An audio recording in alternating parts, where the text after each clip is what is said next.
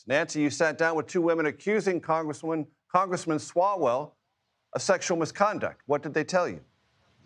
Well, they had very similar stories, Major. They both said that they were quite young when they met Congressman Swalwell. He was in his late 30s. He was obviously in a position of power. He offered to mentor them, to introduce them to potential employers in the field of Democratic politics, which was extremely exciting to them initially because they were just starting out. And they struck up a friendly banter with him. And at one point, they both say he asked them if they wanted to switch over to Snapchat, which is this social media app that is popular with a lot of young people, where messages and photos disappear after they've been viewed. Both of them said that once they started talking to him on Snapchat, the tenor of the conversation soon changed and he became more suggestive. In one case, he asked one of the women whether she wanted to meet him at a hotel.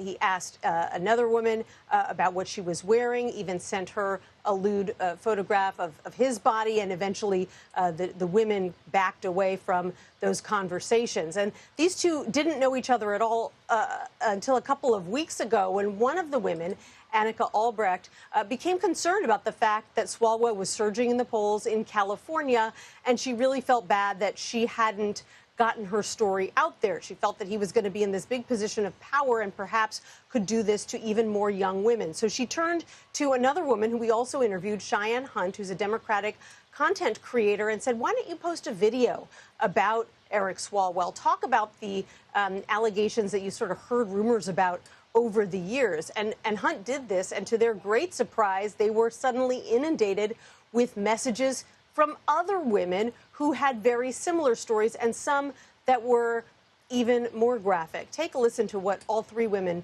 told us about what they had heard and what they saw over the years. People all over D.C. make these jokes about, like, oh, don't grope her, you'll be like Eric Swalwell, like, don't do a Swalwell.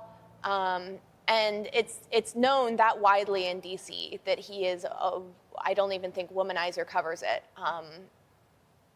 sexually harasses women. I have told very, very few people the whole story because I've been so afraid.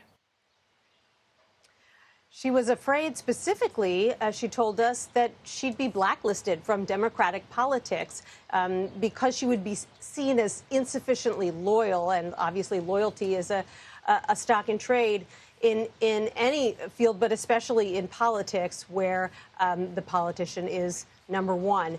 And so they say that they are gratified by the fact that Swalwell has now resigned as of 2 p.m. today, but they still believe that he needs to face justice. And the fact that there are now at least one investigation going on, and now another woman has come forward with very disturbing allegations in California, they don't believe we've heard the end of this case. Nancy Cordes, with all the latest reporting. Thank you very much.